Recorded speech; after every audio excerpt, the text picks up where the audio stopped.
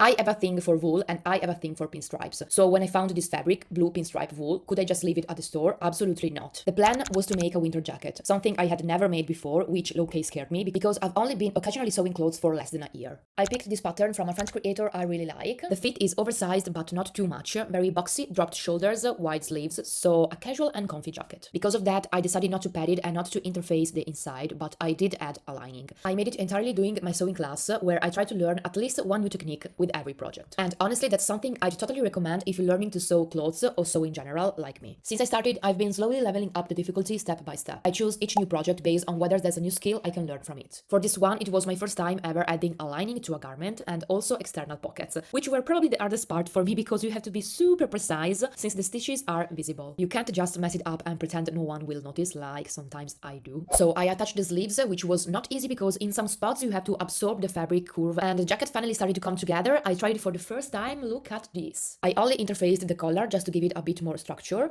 Then I started joining the outer shell and the lining starting from the sleeves. After that, the zipper, first sewn on the wool fabric, then on the lining inside. And yes, my hatred for zippers is still going very strong, especially because in this case they also had to be hand finished, and the stitching is unfortunately my weak spot, which probably means I should practice it a little bit more, but do I want to? These were the very last little details I finished by myself after working on this project for a full month at sewing class once a week. And this is the final result, probably my favorite project so far. The colors and the pinstripes are so my vibe, and the wool quality is honestly amazing. It's definitely not a jacket for freezing winter days, but more for sunny winter afternoons or to wear instead of a sweater also. There's some spots where you can tell it's not perfect, but honestly, who cares? I would never have said a year ago that I'd be wearing something like this that I made myself. Little proud moment for me. What do you think of this project? Do you like the fabric choice?